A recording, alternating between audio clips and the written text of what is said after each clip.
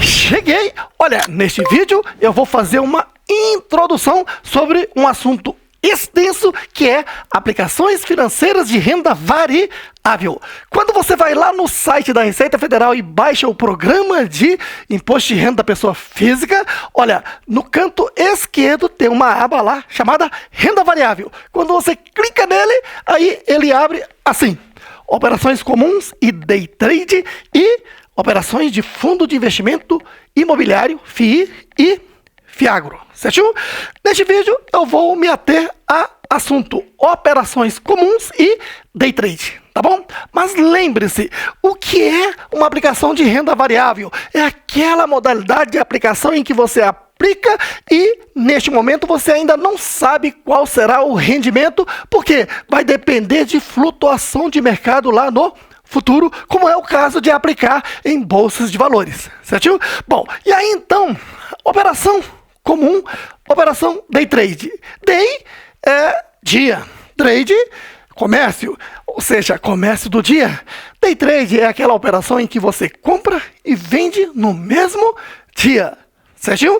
O que? Ativos, que pode ser ações, ouro, ativo financeiro de ouro e etc, tá bom? Agora, operação comum é aquela que você compra o papel hoje e vai vender em outro dia. Pode ser amanhã, daqui uma semana, daqui um mês, daqui um ano, daqui 10 anos, certinho? Tá bom.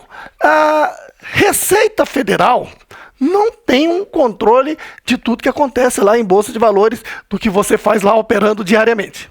E aí, como é que fica? Olha, a Receita Federal, por meio da legislação tributária, diz o seguinte: quem tem que calcular e recolher o imposto mensalmente é o próprio investidor ou o seu contador, lógico, certinho? Bom, e por quê? Porque o Receita não tem controle, não dá para nem criar um aplicativo para ele fazer isso tudo. Então, é isso que tem que ser feito e vou te mostrar já já, tá bom?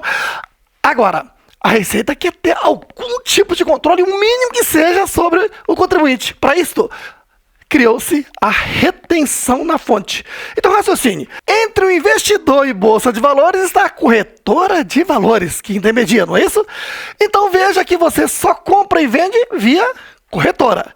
E aí, então, a lei tributária diz o seguinte: que você, corretora, está obrigado a reter e recolher, dentro do possível, para que se tenha a Receita Federal um controle sobre o contribuinte. E aí ele diz: olha, operações comuns, corretora, retenha e recolha 0,05% sobre as vendas, ou seja, 0,005% sobre as vendas. Aí, mas por que sobre as vendas? Porque, como eu disse, não há controle. Imagine, se eu, como investidor, nesses últimos 10 anos, todos os meses comprei ações e só agora fiz uma venda. Ora, a corretora tem algum controle sobre o valor que eu comprei, cada compra e todo o custo que eu tive com despesas, taxas, etc? Não. Agora, dá para saber por quanto foi vendido? Sim. Então, sobre as vendas, deve reter 0,05%. Então, guarde bem o percentual e a base de cálculo. 0,005% e base de cálculo, valor da venda. Operação comum. Já na operação day trade, a retenção é de 1% sobre o ganho. Veja que eu não falei ganho de capital nem ganho líquido, eu falei ganho. Como assim? Olha, se a operação é no mesmo dia, a corretora sabe exatamente por quanto o contribuinte, o investidor, comprou e por quanto ele vendeu, não é isso? E se vendeu por valor acima do que comprou, teve um ganho. E a Receita Federal quer que a corretora retenha e recolha 1% sobre esse ganho. Certinho? Claro que durante o mês vai estar ocorrendo várias operações day trade, várias operações comuns, mas o contador tem que somar tudo do mês para fazer uma só apuração, como veremos ali. E se tiver imposto, a ser recolhido no mês seguinte, tá bom? Agora vamos lá. Operação comum tem como você fazer um planejamento tributário de não pagar imposto. Desde que o total de vendas seja até 20 mil, o seu ganho líquido é isento do imposto de renda. E se o total de vendas é acima de 20 mil, o seu ganho líquido incide 15% na tributação definitiva. O que quer dizer isso? Você vai declarar naquela ficha rendimento tributável exclusivamente na fonte I definitivo, porque é uma tributação definitiva. Você não pode recuperar esse valor de forma alguma, certo? Já no caso do day trade, não importa o valor de venda aqui, não tem isenção, tá? Vendeu, teve ganho líquido, a tributação é definitiva em 20%, certo? Olha, os cálculos que eu vou te mostrar aqui depende da lógica, do raciocínio. Veja, você que é contador sabe muito bem que, por exemplo, naquele meu curso famoso de contabilidade geral avançada com 9 volumes, tem um momento lá, um volume lá, que eu só trato de operações com mercadorias. Tá lembrado daquela parte de compra e venda de mercadoria? Veja, quando eu compro mercadoria e lá em São Paulo para trazer aqui para o Distrito Federal, Brasília, aí tive que pagar o transportador. Veja que o valor da compra mais o que eu gastei com o transportador é o meu custo de aquisição, certinho? E quando eu vendo, ao vender eu tenho despesas de vendas e tributos também. Aí eu tenho a venda líquida. Olha, dessa venda líquida eu subtraio o custo de aquisição, custo da mercadoria vendida, eu vou ter lucro ou prejuízo. Tá lembrado desse raciocínio? Esse raciocínio se aplica aqui nesses cálculos também. Mas esse cálculo não é só para ser memorizado, decorado, não. Você tem que entender a lógica, porque veja, o Regulamento do Imposto de Renda, decreto 9.580, lá no seu artigo 1º, diz o seguinte, que o imposto de renda incide sobre o acréscimo patrimonial. Quer dizer, você teve um patrimônio crescido aí e ele quer tributar esse acréscimo. E aquele cálculo ali tem que culminar nesse acréscimo. Certinho? E aí, só recordando, olha, incide sobre acréscimo patrimonial decorrentes de rendas e provento de qualquer natureza. Entende como renda o produto do trabalho, do capital e da combinação de ambos. Certinho? Então, por exemplo, salário, a pessoa trabalhou um mês e recebeu. Então veja que é produto do trabalho. Então isso aqui é uma renda, teve um acréscimo patrimonial. Da mesma forma, o honorário, o prolabore. Capital é dinheiro. Quando você empresta seu dinheiro a alguém e recebe o juro, isso aqui é uma renda produzida pelo seu capital. É capital mais o trabalho. Por exemplo, você pegou seu dinheiro e comprou um automóvel e o conduziu como táxi, Uber, e recebeu pela prestação de serviço de transporte de passageiro. Então, isso aqui é o quê?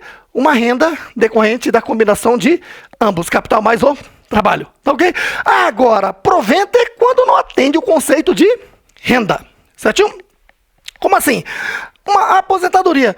Quando você contribui para poder aposentar lá no futuro, você está contribuindo porque a Constituição obriga. Você pode até não chegar a se aposentar.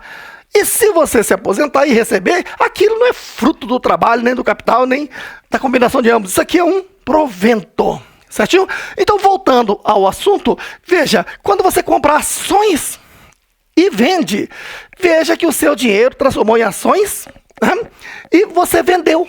Então, é produto do seu capital. Se teve esse lucro, isto é o que? Um acréscimo patrimonial produzido pelo seu capital.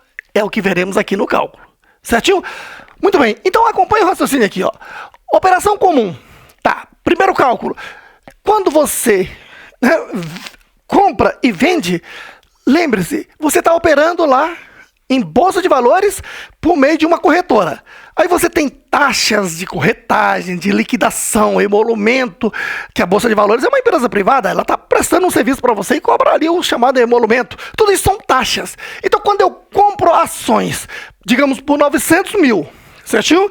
E paguei taxas diversas aí, de 100 mil.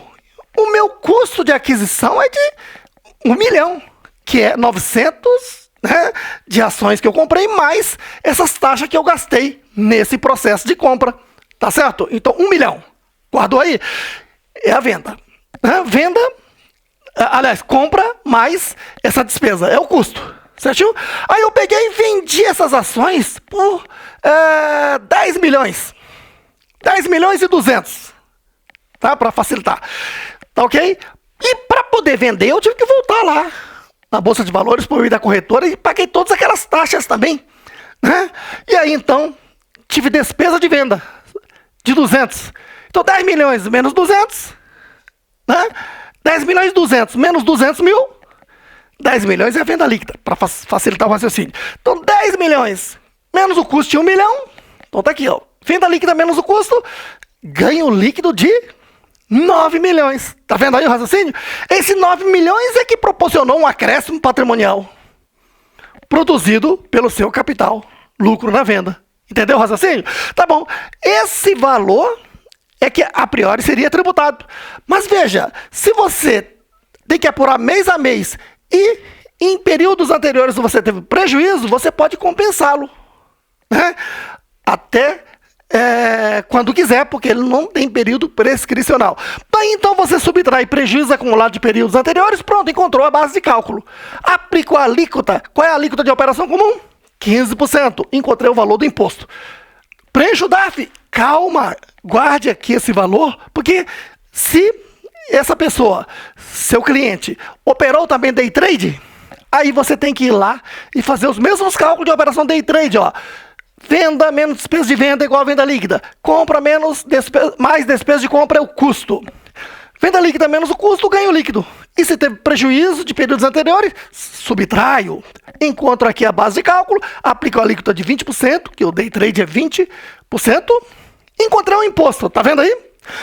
Pronto, agora eu vou somar o imposto de renda da operação comum, que todo mundo chama por aí no mercado de swing trade, e de day trade. Pronto, encontrei o imposto de renda total. Certinho? Aí eu subtraio o imposto de renda retido na fonte total, porque esses impostos que foram retidos, tá, na operação comum e day trade são antecipações. Você tem o direito de subtraí-los aqui. E pronto. Se ainda sobrar um saldo a pagar, eu vou preencher um DARF, né? Vou lá no Cicalc, preencho o DARF, código 6015 e vou recolhê-lo no mês seguinte. Certo aí? Um detalhe, todo mundo diz que esse imposto aqui não pode passar para o ano seguinte. É verdade. Mas tem o seguinte, e se não conseguir passar para o ano seguinte e, por exemplo, em dezembro operou comum, deu prejuízo, mas teve retenção, porque é sobre o valor da venda, né? Em dezembro, último mês, também teve day trade, né? 40 operações de day trade, das quais 30 foram prejuízos e 10 lucro, né? Então, sobre o lucro teve o quê? Retenção, né? Mas o consolidado está dando prejuízo. Enfim, quando você chegou aqui à base de cálculo, deu prejuízo no item C, tanto comum como day trade. E o que fazer com o que foi retido? Se não pode passar para o ano seguinte? A solução é o seguinte: o imposto de renda sobre operação comum, você vai lá na declaração, no canto esquerdo você vai encontrar uma parte lá de imposto retido na fonte, você clica lá e vai informar esse valor para poder compensar esse valor com o imposto de renda de outras operações do tipo rendimento tributável recebido de pessoa jurídica, rendimento tributável recebido de pessoa física que teve lá no cardelhão. Certo aí? Então recupera-se dessa forma.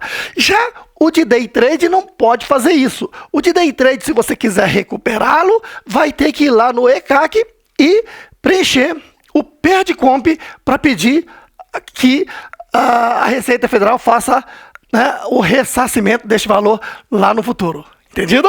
Então, gostou do conteúdo? Inscreva-se aqui no canal Portal Contábeis e olha, não se esqueça de ir lá no site natacursos.com e faça um rápido cadastro lá e passe a assistir vários cursos grátis, tanto da área da contabilidade como da área tributária, trabalhista, previdenciária e etc. Tá?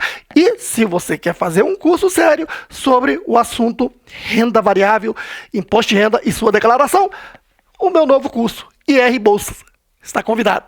Tamo juntos!